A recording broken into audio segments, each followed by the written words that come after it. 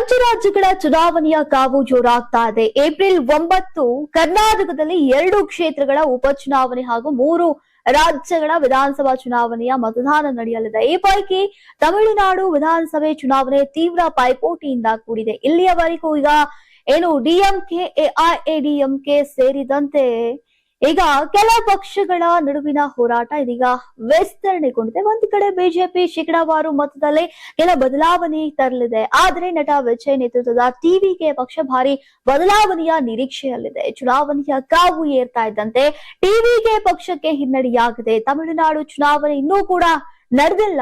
ಆದ್ರೆ ಚುನಾವಣೆಗೂ ಮೊದಲೇ ಟಿವಿಕೆಯ 1 ಸ್ಥಾನ ಕಳೆದುಕೊಂಡಿದೆ. ಪ್ರಚಾರ ನಡೀತಾ ಇರುವಾಗಲೇ ಈಗ ಟಿವಿಕೆ ಪಕ್ಷ ಎಡಪ್ಪಾಡಿ ಕ್ಷೇತ್ರದಲ್ಲಿ ಸೋಲನ್ನ ಕಂಡಿದೆ. ಟಿವಿಕೆ ಪಕ್ಷದ 2 ಅಭ್ಯರ್ಥಿಗಳ ನಾಮಪತ್ರ ತಿರಸ್ಕೃತಗೊಂಡಿದೆ.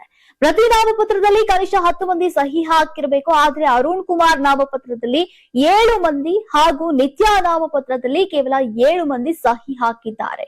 ಕೆಲ ಪ್ರಮುಖ ಮಾಹಿತಿಯ ಭರ್ತಿ ಮಾಡದ ಕಾರಣ ಚುನಾವಣಾ ಆಯೋಗ ನಾಮಪತ್ರವನ್ನ ತಿರಸ್ಕೃತಗೊಳಿಸಿದೆ. ಇತ್ತ ನಾಮಪತ್ರ ತಿರಸ್ಕೃತಗೊಂಡಂತಹ ನಂತರ ಶಾಕ್ ನಿಂದ ಟಿವಿಕೆ ಪಕ್ಷ ಚೇತರಿಸಿಕೊಳ್ಳುವಂತಹ ಮೊದಲೇ ಟಿವಿಕೆಯ 2 ಅಭ್ಯರ್ಥಿಗಳು ಈಗ ವರುಣ್ ಕುಮಾರ್ ಹಾಗೂ ನಿತ್ಯ ನಾಪತ್ತೆಯಾಗಿದ್ದಾರೆ. ಟಿವಿಕೆ ಪಕ್ಷದ ಅಭ್ಯರ್ಥಿಗಳು ಪ್ರತಿಭಟನೆ ಈಗ ತೀವ್ರಗೊಳಿಸುತ್ತಾರೆ. ಅಸ್ಸಾಂ ಮತ್ತು ಕೇರಳ ಮತ್ತು ಕೇಂದ್ರಾಡಳಿತ ಪ್ರದೇಶವಾದಂತಹ ಪುದುಚೇರಿಯಲ್ಲಿ ಏಪ್ರಿಲ್ 9 ವಿಧಾನಸಭಾ ಚುನಾವಣೆ ನಡೆಯಲಿದೆ.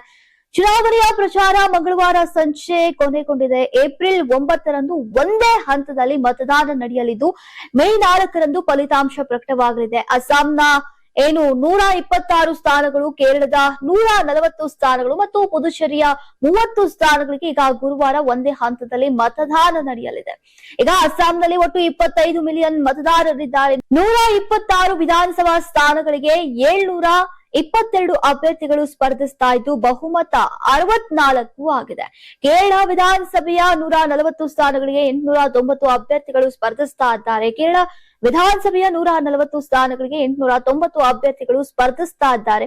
ಪ್ರಮುಖ ರಾಜಕೀಯ ಪಕ್ಷಗಳ ನಡುವೆ ಸ್ಪರ್ಧೆ ತ್ರಿಕೋಣವಾಗಿದೆ. ಈಗ ಸರ್ಕಾರ ರಚಿಸೋಕೆ 16 ಸ್ಥಾನಗಳ ಬಹುಮತದ ಅಗತ್ಯ ಇದೆ. ಸರಿಸುಮಾರು 4.43 ಲಕ್ಷ ಪುರುಷರು, 5 ಲಕ್ಷ ಮಹಿಳೆಯರು ಮತ್ತು 139 ತೃತೀಯ ಲಿಂಗದ ಮತದಾರರು ಸೇರಿದಂತೆ ಒಟ್ಟು 9.44 ಲಕ್ಷ ಮತದಾರರಿದ್ದಾರೆ. ತಮಿಳುನಾಡು ಮತ್ತು ಬಂಗಾಳದಲ್ಲಿ ರಾಜಕೀಯ ಪಕ್ಷಗಳು ತಮ್ಮ ಚುನಾವಣಾ ಪ್ರಚಾರವನ್ನ ತೀವ್ರಗೊಳಿಸಿವೆ. ಈಗ ಬಂಗಾಳದಲ್ಲಿ ಏಪ್ರಿಲ್ 23 ಮತ್ತು 29 2 ಹಂತಗಳಲ್ಲಿ ಮತದಾನ ನಡೆಯಲಿದ್ದು, ಈಗ ತಮಿಳುನಾಡಿನಲ್ಲಿ ಏಪ್ರಿಲ್ 23 ಒಂದೇ ಹಂತದಲ್ಲಿ ಮತದಾನ ನಡೆಯಲಿದೆ. ಅಸ್ಸಾಂ ವಿಧಾನಸಭಾ ಚುನಾವಣೆ ಪ್ರಚಾರದ ವೇಳೆ ಆರ್ಎಸ್ಎಸ್ ಹಾಗೂ ಬಿಜೆಪಿ ವಿರುದ್ಧ ವಿವಾದಾತ್ಮಕ ಹೇಳಿಕೆ ನೀಡಿದಂತಹ ಎಐಸಿಸಿ ಅಧ್ಯಕ್ಷ ಮಲ್ಲಿಕಾರ್ಜುನ್ ಖರ್ಗೆ ವಿರುದ್ಧ ಕರ್ನಾಟಕ ಬಿಜೆಪಿ ದೂರನ್ನ ನೀಡಿದೆ. ಶಾಸಕರಾದಂತಹ ಸಿಕೆ ರಾಮಮೂರ್ತಿ ಮುನಿರಾಜು ನೇತೃತ್ವದ ಬಿಜೆಪಿ ಬೆಂಗಳೂರಿನ ಡಿಜಿ ಮತ್ತು ಐಜಿಪಿ ಕಚೇರಿಯಲ್ಲಿ ಮಲ್ಲಿಕಾರ್ಜುನ್ ಖರ್ಗೆ ವಿರುದ್ಧ ದೂರು ನೀಡಿದೆ.